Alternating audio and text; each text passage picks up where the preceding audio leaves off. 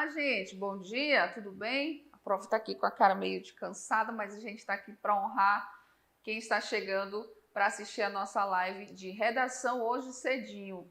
Você, candidato que está aí se preparando, todos os dias pensa na redação, não se preocupe, a gente está aqui para ajudar você. Chegando, está pertinho, está quase lá o nosso Enem e a nossa redação, né? Você que está treinando já há tempos aí, não pode desanimar e nem pode pensar que você não vai conseguir.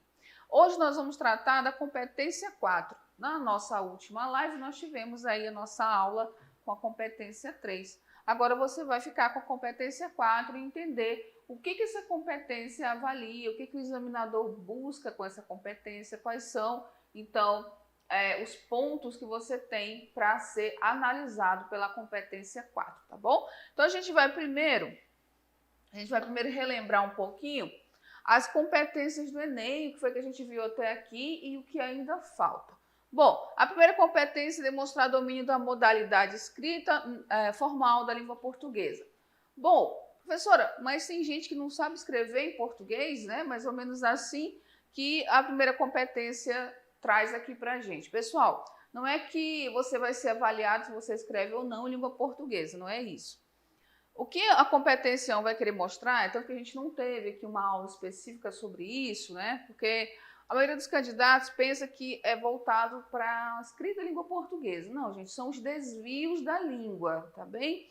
Se está pedindo aqui, vou até grifar aqui para a gente ver.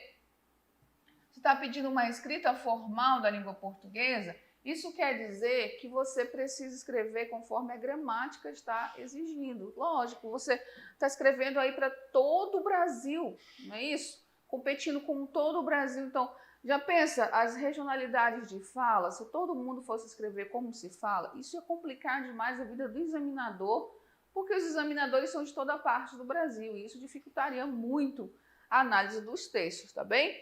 E da língua portuguesa, professora, como assim tem gente que não vai escrever? Vamos pensar o seguinte, tem locais que são de fronteira, que existem lá os alunos estrangeiros, os alunos que estão se adequando, então, à educação brasileira e ao falar brasileiro, tem pessoas que vão misturar as formas de escrita, tá bem? Então, a gente tem que pensar em tudo isso. A competência 2 nós também já vimos, compreender a proposta de redação e aplicar conceitos das várias áreas de conhecimento para desenvolver o seu tema dentro do limite do texto dissertativo argumentativo que é pedido, tá bom? Nós já vimos muito bem isso, como você pode aplicar os teus conhecimentos da tua formação, as diversas áreas de conhecimento ali na tua redação, desde a introdução até o final, tá bom? Então vamos lá, vamos continuando aqui, analisando um pouquinho mais sobre as 5 competências. Na competência 3, que foi a nossa última aula, a gente viu que é selecionar, relacionar, organizar, interpretar informações, fatos, opiniões e argumentos em defesa de um ponto de vista. O que a gente viu na nossa última semana de aula? Nós vimos que eu preciso pensar e organizar bem o que eu vou utilizar como argumento, selecionar as minhas ideias e colocar e aplicar de maneira coerente isso dentro do meu texto. A gente viu, então, na competência 3, na nossa aula, que não vai adiantar simplesmente eu jogar ali uma frase que eu já decorei, algo pronto, no meio do meu texto, só para dizer que eu coloquei algum argumento. Não é assim que funciona. Nós vimos como é que funciona e como que a tua formação e o teu repertório sociocultural são válidos para o exame dessa competência, tá bem? E hoje nós vamos ficar então com a competência 4, que é demonstrar conhecimento dos mecanismos linguísticos necessários para a construção da argumentação. Na nossa próxima aula, a gente tem esse ponto aqui que é super importante, que é a competência 5, voltado para a elaboração de propostas de intervenção, que muito candidato desliza e perde um ponto precioso aqui, tá bem? Então vamos lá, a gente vai se concentrar hoje na competência 4, vamos entender o que é avaliado na competência 4 da redação do Enem. O que o examinador vai buscar quando ele vai avaliar, então, a competência 4 na tua redação? Ele vai avaliar, a competência 4, ela consiste em demonstrar conhecimentos dos mecanismos linguísticos necessários para a construção da argumentação. Lembra da competência 3? A competência 3 está dizendo que você precisa organizar, selecionar, demonstrar como você vai organizar e usar os conectivos corretos na construção da tua argumentação, não é isso? Aqui ele vai buscar se você conhece, tá? Se você conhece esses mecanismos linguísticos para construir essa tua argumentação, ok? Por quê? Porque existem alguns conectivos de textos que são próprios para determinados discursos. Não adianta eu colocar, por exemplo, um pois no início da minha redação, que ele não faz sentido. Um pois é um conectivo de conclusão e ele vem muito depois para a construção ou interna dos parágrafos ou para conectar os parágrafos, tá bem? Nesse sentido, essa competência concentra-se na coesão textual, ou seja, na avaliação da superfície do texto, buscando identificar se o autor utilizou conectivos, pronomes, advérbios e outras expressões com o intuito de relacionar diferentes partes do texto e defender seu ponto de vista. Dentro desse recorte, os recursos coesivos se dividem em coesão referencial e coesão sequencial. O que vem a ser a coesão, gente? Lembrando, coesão é todo o mecanismo, é toda a interligação entre as partes do texto, tá bem? Então, a minha introdução tem que estar coesa com o meu desenvolvimento, que logicamente tem que estar coesa com o meu fechamento, com a minha conclusão, tá bem? E para que isso tenha um encadeamento lógico, tenha certas palavras, certos mecanismos linguísticos que vão me dar a entender o decorrer do pensamento do texto. A gente chama de encadeamento lógico do texto, tá bem? Então, como diz aqui, nós temos certos conectivos, né, na coesão textual, na avaliação da superfície, os conectivos como os pronomes e os advérbios, outras expressões para quê? No intuito de relacionar as diferentes partes do texto e defender seu ponto de vista, tá bem? Então, você vai organizar isso através dos conectivos corretos, todo o seu pensamento através dos conectivos corretos. Seguindo, então, a coesão referencial, a gente tem duas maneiras de fazer isso, a coesão referencial e a coesão sequencial, tá bom?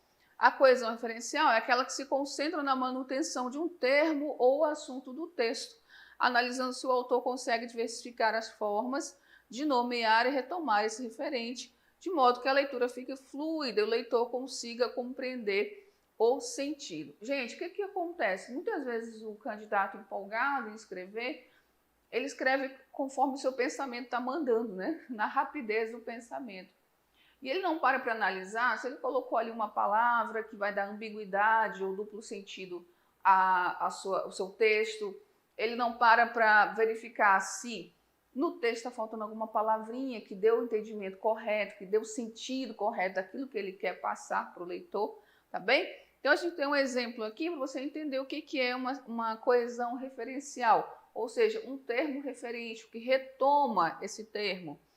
A educação é uma ferramenta cidadã. Ela deve preparar o sujeito para a vida adulta de modo integral. Então, vejam aqui, olha. Qual é o meu referente? O meu referente é a palavra educação. E qual é o termo que retoma essa palavra? O referente, a palavrinha ela, tá bem? Se eu tivesse colocado aqui, por exemplo, ele, já não seria uma coesão de referências, já ficaria sem sentido o que eu construí aqui. A educação é uma ferramenta cidadã, ela quem? A educação, tá bem? Então, por isso, com muito cuidado quando construir o texto, para que você não faça uma referenciação errada, e aí o texto não fique tão fluido, tão lógico, ok? Como é possível observar, o pronome ela é responsável por retomar e substituir o substantivo educação. E ao fazer esse movimento, o autor não repete a mesma expressão, mas consegue indicar para o leitor que a nova informação se refere àquele referente, que é a educação. Essa indicação só é possível pela marcação superficial do pronome ela. Então, isso é uma forma de substituir, gente, para que você não fique se repetindo dentro do seu texto o tempo todo. Tá bem? E o que acontece? Alguns candidatos, por falta de conhecimento mesmo de texto, eles ficam repetindo e patinando, né, ali dentro do texto, repetindo as mesmas palavras. Isso não precisa acontecer. Sendo assim, o corretor busca identificar marcas e averiguar se estão adequadamente utilizadas. Então, o teu examinador aqui na competência 4, ele vai ver se você utilizou bem os conectivos, se aqueles conectivos estão corretos. Por exemplo, aqui na referenciação, ele vai procurar se você usou o referente correto, se você usou um pronome correto para se referenciar a um termo anterior, tá bom? Então, são essas pequenas coisas que estão sendo analisadas no seu texto e que a gente precisa tomar bastante cuidado. Outros exemplos são com os advérbios, tá bem? Que a gente também pode utilizar. Vamos lá. Cannes, na França, hospeda um dos mais respeitados festivais de cinema do mundo. Lá, o filme brasileiro Bacurau recebeu o cobiçado prêmio do júri. Então, aqui nesse lá, o advérbio lá é responsável por estabelecer a relação entre os períodos. Por que o lá? Esse lá está se referindo aqui, não é? França. Então, esse lá, que é um advérbio de lugar, ele faz a retomada lógica sem problema algum, tá bom? Dando fluidez ao texto sem precisar repetir o nome do lugar, ok? Então, Cannes na França, lá onde? Em Cannes. E aí, então, o leitor consegue, o examinador consegue identificar que você está falando desse lugar, certo? Além disso, ele dá o quê? A relação entre os períodos, ele estabelece a relação entre os períodos, para que esses períodos não fiquem duro, digamos assim, na sua compreensão, nem comece a se repetir demais, ok? E também usar o advérbio correto, lá, acolá, aqui, são advérbios que indicam lugar. Você precisa compreender aí a noção espaço para poder indicar o advérbio de lugar correto, tá bom?